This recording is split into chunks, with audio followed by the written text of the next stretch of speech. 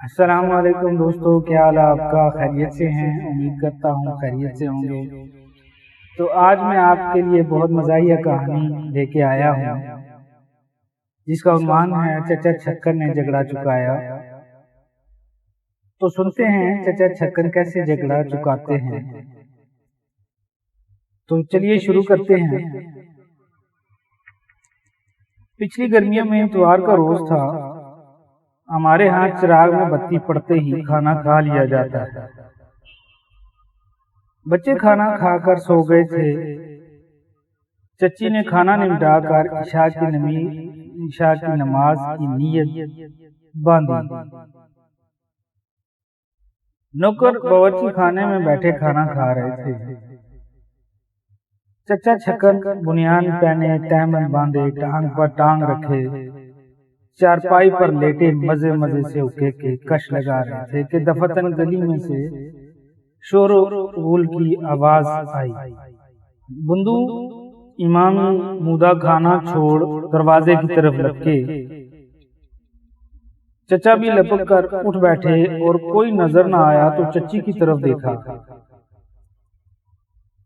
چچی نے سلام پھیرتے ہوئے منہ ادھر موڑا۔ آنکھیں چار ہوئی تو چچا نے پوچھا، یہ شور کیسا ہے؟ چچی ماتھے پر تیوری ڈال کر وظیفہ پڑھنے لگی۔ چچا چھکن کچھ دیر انتظار کرتے رہے کہ شاید کوئی نوکر لڑکا پلٹ کر آئے اور کچھ خیر لائے۔ ویسے چچی سے برابر پوچھتے رہے، کوئی آتا نہیں۔ کہاں بیٹھ رہے سب کے سب؟ دیکھتی ہو ان کی حرکتیں؟ معلوم نہیں کیا واردات ہو گئی۔ لیکن جب نہ چچی نے جواب دیا اور نہ کوئی لڑکا واپس آیا تو مجبوری کو اٹھے اور جوتا پہن کر خود باہر نکلنے کی تیاری کی۔ چچی بولی، چلے ہو تو کسی کے جھگڑے میں نہ پڑنا۔ چچا بولے، میرا سر پھرا ہے، بازاری لوگوں کے جھگڑے سے ہمیں کیا سروکار۔ زنان خانے سے نکل کر مردان خانے میں آئے۔ دیوڑی میں قدم رکھا تو دیکھا گھر کے سامنے بھیڑ جمع۔ چچا کو توقع نہ تھی کہ اتنی جلدی موقع پر جا پہنچیں گے۔ کچھ گھبرائے، آگے بڑھنے کے لیے بھی تیار نہ تھے۔ واپس ہٹنے کو جی نہ چاہتا تھا۔ چنانچہ آپ نے جلدی سے دیا گول کر کے دیوڑی کا دروازہ بھیڑ دیا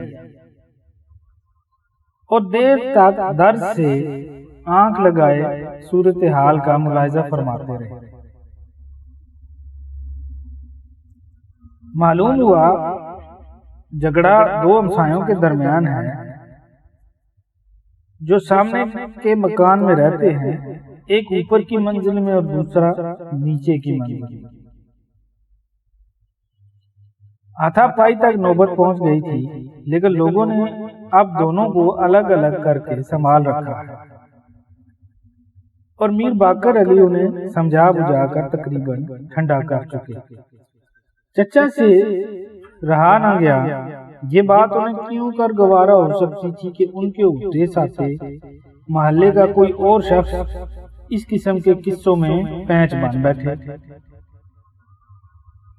چنانچہ آپ تہمت کس بنیان نیچے کھینچ دروازہ کھول باہر کھڑے ہوئے، سرپرستانہ انداز میں بولے، ارے بھائی کیا واقعہ ہو گیا؟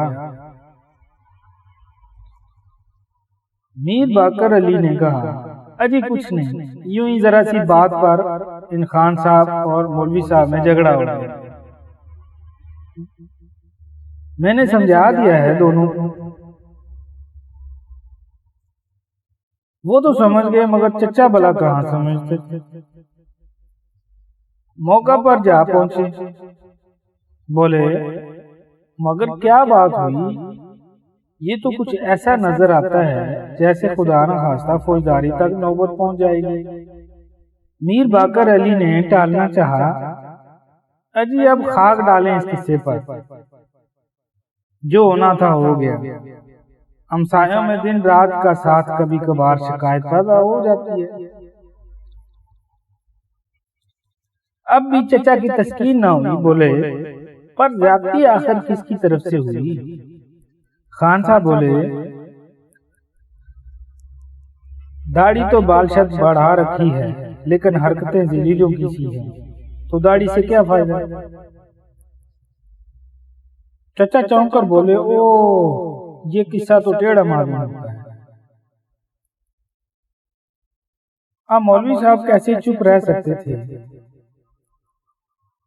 بولے ان صاحب کو کوئی چپ کرائے، میں بڑی دیر سے طرح دیے جا رہا ہوں اور یہ جو منہ میں آئے بکے چلے جاتے ہیں، اس کا نتیجہ ان کے حق میں اچھا نہیں ہے۔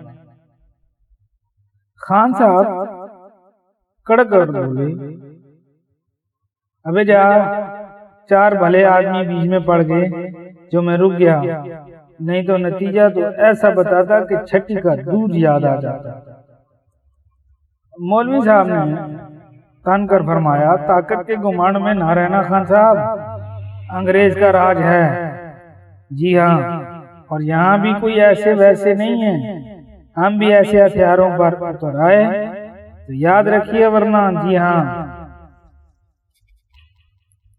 خان صاحب بے قابو ہو گئے، مکہ تان کر آگے بڑھنا چاہتے تھے کہ لوگوں نے بیچ بچاؤ کر کے روک لیا۔ مولوی صاحب آستینے چڑھاتے رہ گئے۔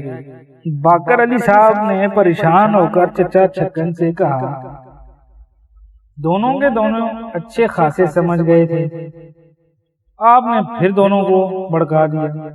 چچا بولے لا حول ولا قوت، کہنے لگے کہ آپ نے بڑھا دیا۔ اجی حضرت میں تو صرف اتنا پوچھ رہا تھا کہ قصور کس کا ہے؟ آپ جو بڑے پہن بن کر گھر سے نکل کھڑے ہوئے تو اتنا معلوم کر لیا ہوتا کہ زیادتی کس کی ہے اور اصل واقعہ کیا ہے۔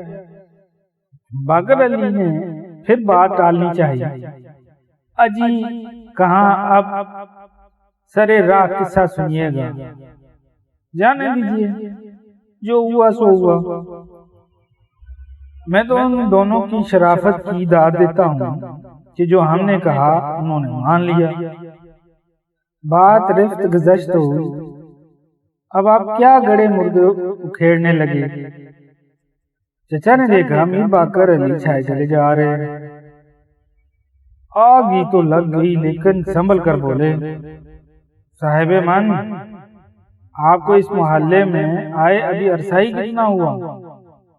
گئے آمدی ہو گئے پیر و شدی، اور ہماری تو نال اسی محلے میں گڑی ہوئی ہے۔ اب آپ جانے دیجئے نا اس بات کو۔ بازی بازی بارش بابا، ہم بازی، اور سررا کا کیا ہے؟ یہ جھگڑا ہم تک آج نہ پہنچتا کل پہنچ جاتا، سو اب بھی کیا مذائقہ ہے، سامنے ہی تو غریب خانہ ہے، اندر چل بیٹھے، 2 منٹ میں قصہ طے ہو جاتا۔ مجھے تو یہ ہرگز گوارا نہیں کہ جس محلے میں سبھی رہتے ہوں وہاں ہمسائیوں میں سرے بازار جوتی پیزار ہوا کرے۔ یہ کہہ کر چچا نے داد طلب نگاہوں سے مجمع کو دیکھا، بولے کیوں صاحب، خدا لگتی کہیے یہ بھلا کوئی شرافت ہے؟ مجمع میں سے تائید کی بنبناہٹ سی سنائی دی۔ میر صاحب خاموش ہو کر رہ گئے۔ چچا بولے تو آپ دونوں صاحب اندر تشریف لے آئیے نا، اور میر صاحب اگر چاہیں تو میر صاحب بھی آ سکتے ہیں۔ باقی لوگوں سے مخاطب ہو کر فرمایا آپ لوگ جا سکتے، یہاں کوئی بانڈ تو ناچیں گے نہیں جو آپ کو مدعو کروں۔ آپس کے جھگڑے طے کرانا مغز پاشی کا کام ہے، آپ لوگ اپنے گھر جا کر آرام کیجیے۔ لیجیے صاحب، چچا قاضی القضا بن گئے، مدعی اور مدعا علیہ میر صاحب کو ساتھ لیے گھر میں آئے۔ گھر پہنچ کر پہلے مردانے ہی سے فرامین کی ایک فہرست صادر ہو گئی۔ بندو لیمپ لائے، اور مدعا برف کا پانی بنائے اور امامی حقہ تازہ کر کے پہنچائے اور بندو لیمپ لا چکنے کے بعد خاصدان لے کر آئے اور مدعا پانی لا چکنے کے بعد اگلدان لا کر رکھے اور امامی حقے سے فراغت پا کر پنکھا جلے. سب کو دیوان خانے میں بٹھایا. خود یہ کہہ کر اندر گئے کہ میں ابھی حاضر ہوا. اندر جا کر بنیان پر چکن کا کرتا پہنا. پہن ہی رہے تھے کہ چچی نے جلدی جلدی رکعت ختم کر کے سلام پھیر کر پوچھا کیا بات ہے؟ چچا بے پرواہی کے انداز میں بولے عجب حالت ہے لوگوں کی، نہ دن کو چین لینے دیتے ہیں نہ رات. ان سامنے والے خان صاحب اور مولوی صاحب کا جھگڑا ہو گیا، مصیبت میں میری جان پڑ گئی. سب وزیر ہیں کہ آپ بیچ میں پڑھ کے فیصلہ کرا دیجیے، بات ٹالی بھی نہیں جا سکتی، محلے کا معاملہ ٹھہرا. بہرحال تو تم نماز سے فارغ ہو کر پان کے کچھ ٹکڑے لگا کے بھیج دیجیے. تو دوستو آج تک کے لیے اتنا ہی. اگر آپ کو یہ کہانی پسند آئی تو پلیز لائک کیجیے، شیئر کیجیے، سبسکرائب کریں اور انشاءاللہ بقیہ حصہ اگلی قسط میں لے کر حاضر ہوں گا. اللہ تعالیٰ آپ کا حامی و ناصر ہو.